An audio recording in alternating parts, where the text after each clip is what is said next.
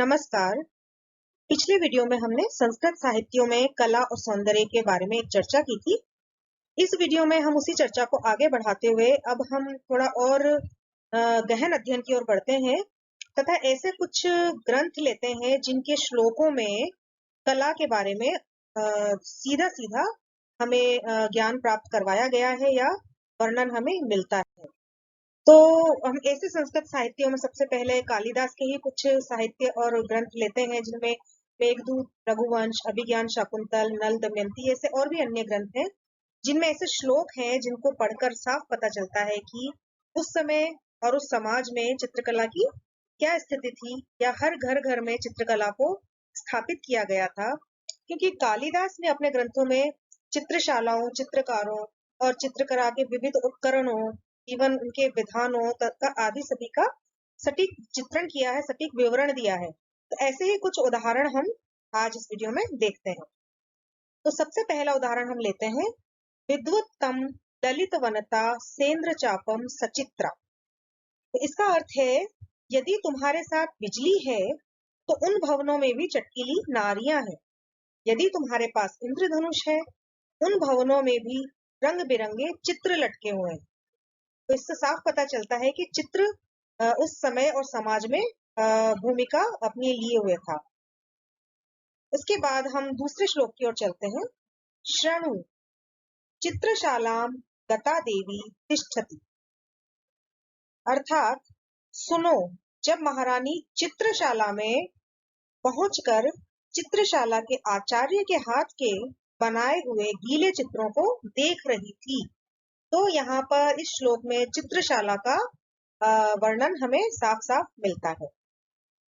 इसके पश्चात अगले श्लोक में सुरासुर सिद्ध गांधर्व व्यविमान पंक्ति भीर वलंग कृता।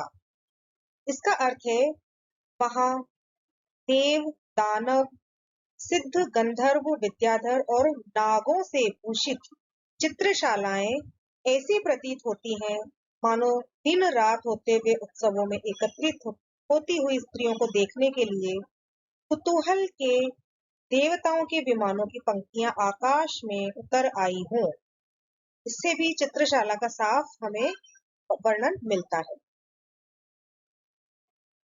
अगले श्लोक की ओर चलते हैं। तो आलेख्य ग्रहे रिवो वर्ण चित्र शकुनी शतुशोभित, अर्थात चित्रशाला जिस प्रकार नानाविध वर्णन द्वारा चित्र, हस्ती, शव, वाहन के एवं पक्षी के चित्र समूहों से शोभित रहती है। अगले श्लोक की ओर चलते हैं। सखी क एव त्वयात्र चित्र फलक अलिखितः, अर्थात सखी यहाँ चित्रपट में तुमने किसे अंकित किया है। तो यहाँ पर साफ चित्रपट के बारे में जानकारी हमें मिलती है, चित्रफलक के बारे में हमें अंदाजा होता है। इसके पश्चात अगले श्लोक में हम चलते हैं। विदूषकः साधु वयस्य दृष्टिर्निम्नोन्नत प्रदेशेषु सान्मति अहो एषा जाने सख्यग्रतो में वर्तत इति, अर्थात विदूषक वाह वयस्य, वाह इसके अंग अंग तुमने ऐसे सुंदर बना दिए हैं कि मानो इसके मन के भाव ठीक ठीक उतर आए हों। सानुमति, अरे राजर्षि बड़े चतुर चित्रकार हैं। चित्र ऐसा जान पड़ता है कि मानो सखी शकुंतला सामने खड़ी। इस तरीके से चित्रकार के बारे में भी यहाँ पर जानकारी हमें मिलती है कि वे कैसे चतुर चित्रकार हैं जिन्होंने ऐसा चित्र बनाया जिससे प्रतीत होता है कि शकुंतला सामने खड़ी।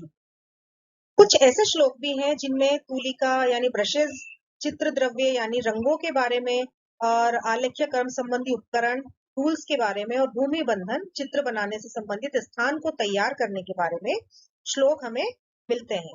ऐसे ही श्लोक के तरफ हम आगे बढ़ते हैं। तो पहला श्लोक है चतुरिके गच्छ वर्तिका तव दनाय चतुरिका आर्य मांडव्य यावदा गच्छामि। तो इसका अर्थ है कि हरि चतुरिका, अभी इस विनोद स्थान का चित्र पूरा नहीं हुआ है, जा चित्र बनाने की तूलिकाएं ले आ। तो यहाँ पर तूलिका का साफ पता चलता है कि ब्रशेस का जिक्र हुआ है। आगे और कहती है कि चतुरिका आर्य मांडव्य इस चित्रपट को थोड़ा लिए तो रही है, मैं अभी आती हूँ। तो यहाँ पर चित्रफलक के बारे में भी साफ जानकारी हमें मिलती है। और आगे श्लोक की ओर बढ़ते हैं तो अलिखिता चित्रफलके अर्थात कोई चित्रफलक पर महाराज तारपीड़ का चित्र खींचते हुए, इस तरीके से चित्रफलक का भी यहाँ पे हमें वर्णन मिलता है। और आगे चलते हैं, सखी दृष्टामया कदली ग्रहम प्रविशन्ति। इसका सीधा जो अर्थ है, इसका अर्थ है कि सखी, मैंने तेरी प्रिय सखी सागरिका को रंगों का डिब्बा और चित्रपट और तूलिका लिए परेशान सी कदली ग्रह में प्रवेश करते हुए देखा है। तो इन सारे श्लोक से पता चलता है कि तूलिका का, रंगों के डिब्बे का, चित्रफलक का वहां पर उस समय कुल मिला के चित्रकारी बहुत हर घर घर में की जाती थी, स्थापित की जाती थी। अब कुछ ऐसे श्लोक भी हैं जिसमें चित्र वर्ण विन्यास मतलब चित्रों में चित्रित जो विषय है उनका बहुत ही गहराई से भी वर्णन किया गया है कि चित्रों में क्या क्या विषय, जैसे पशु पक्षी, नायक नायिका और इवन उनके शरीर रचना के बारे में भी बहुत विस्तृत व्याख्या की गई है। तो ऐसे ही श्लोक की ओर हम आगे बढ़ते हैं। स्खलतिव में दृष्टिर्निम्नोन्नत प्रदेशेषु अर्थात मेरी आंखें तो इस चित्र में बने हुए ऊंचे नीचे स्थलों पर जैसे ठोकर खाती रह जाती हैं। तो साफ पता चलता है कि चित्र में जो वस्तु या जो विषय चित्रित है उसके बारे में भी हमें अंदाजा होने लगता है। अगला श्लोक कहता है कि दीर्घाक्षम शरदिंदु कांति तथा स्या वपु अर्थात बड़ी बड़ी आंखें, चमकता हुआ शरद के चंद्रमा के समान मुख, कंधों पर थोड़ी झुकी हुई भुजाएं, उभरते हुए कड़े स्तनों से जकड़ी हुई छाती, चिकनी चिकनी कोखें, मुट्ठी भर कमर, मोटी मोटी जांघें, थोड़ी थोड़ी झुकी हुई दोनों पैरों की उंगलियां, बस ऐसी जान पड़ती हैं मानो इसका शरीर किसी नाट्य गुरु गणदास जी के कहने पर ही गढ़ा गया हो। तो नायिका के शरीर रचना के बारे में भी साफ पता चलता है। आगे के श्लोक में है निपुणिके पत्रभंगा अर्थात अरे निपुणिके मणिमय पुत्तिलिकाओं के कुछ मंडल पर कुमकुम रस से फूल पत्ते तो चित्रित कर दे। तो यहाँ पर चित्रित करने के लिए फूल पत्तों आदि का भी वर्णन मिलता है। इसी तरीके से एक श्लोक कहता है फिरे पांडित मरागत नल रूपक चित्रिता अर्थात दमयंती की दृष्टि कुपीणी चित्रकारी के विरह से उत्पन्न पांडुरता अर्थात लाल रंग, स्याही की कालीमा अर्थात काला रंग और सर्व प्रसिद्ध पीलापन, इन रंगों से दशों दिशाओं को नल के चित्रों को चित्रित किया गया है। तो यहाँ पे नल का जो रूप है, जो नल दमयंती नामक कथा है उसमें से चित्रित किया गया है। आगे के श्लोक से भी साफ पता चलता है कि पीतावदातारुण नील मासाम पुनरुक्तयन्तिम अर्थात पीली, श्वेत, लाल तथा नीली कांति के रत्नों के किरणों से शरीर पर लेप होने के कारण दमयंती के शरीर के ऊपर 4 रंगों वाली रत्नों की कांति पड़ने से गोरोचन, चंदन, कुमकुम और कस्तूरी के विलेपनों को पुनरुक्त करती दमयंती को राज समूह ने देखा। तो यहाँ पर नल और दमयंती संबंधित विवरण हमें मिलता है और एक एक रंग का नाम भी इन श्लोकों में बहुत ही अच्छे से बताया गया है और उनकी शरीर रचना से संबंधित भी श्लोक है।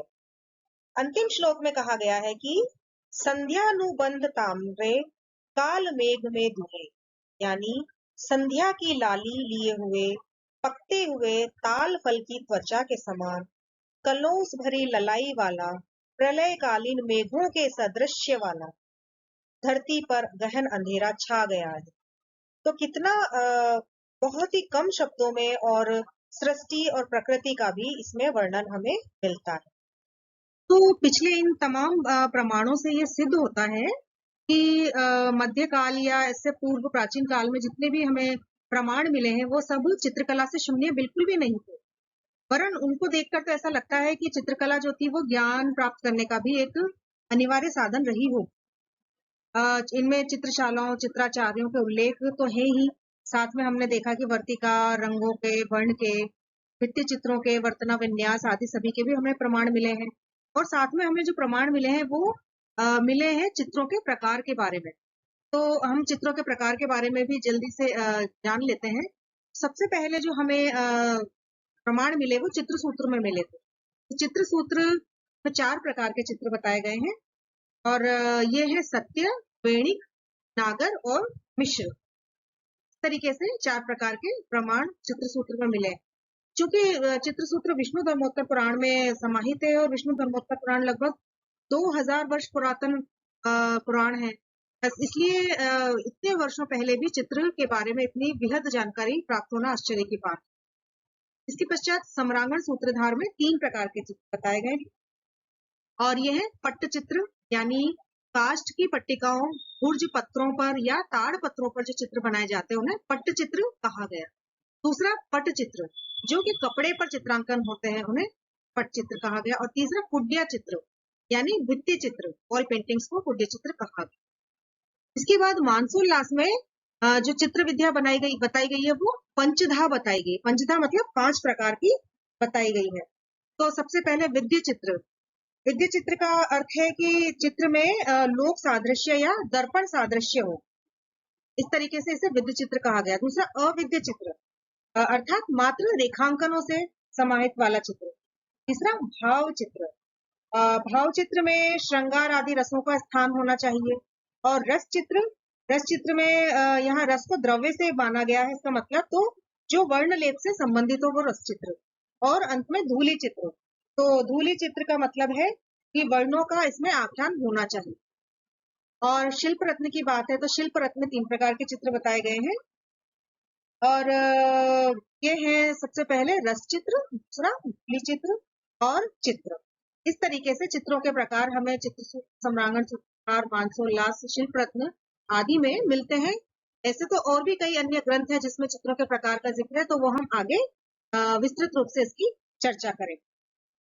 तो इन सभी प्रमाणों से हमें ये अंदाजा लगा सकते हैं कि प्राचीन काल से लेकर अब तक जो भारत में इतने साहित्य के हजारों वर्षों से जो पूरे मानव जीवन का आचार, विचार, व्यवहार आदि का लेखा जोखा रखते हैं, तो इस तरीके से इनका माना जा सकता है कि एक अंश तो साधुओं ने लिखा होगा, लेकिन क्योंकि नृत्य, वाद्यादि कलाओं का स्थान तो नहीं रहा, फिर भी किसी ना किसी रूप में इनमें सब में जो लोक प्रचलित हमारे व्यवहार हैं वो सब बातें तो आई हैं। और ये साहित्यिक संदर्भ जो है वो हमेशा हमारा दिशा बोध कराते हैं, दिशा प्रदर्शन करते हैं और साथ में हमारी ये जो सारी कलाएं हैं वो जन जन का माध्यम बनती हैं। धन्यवाद।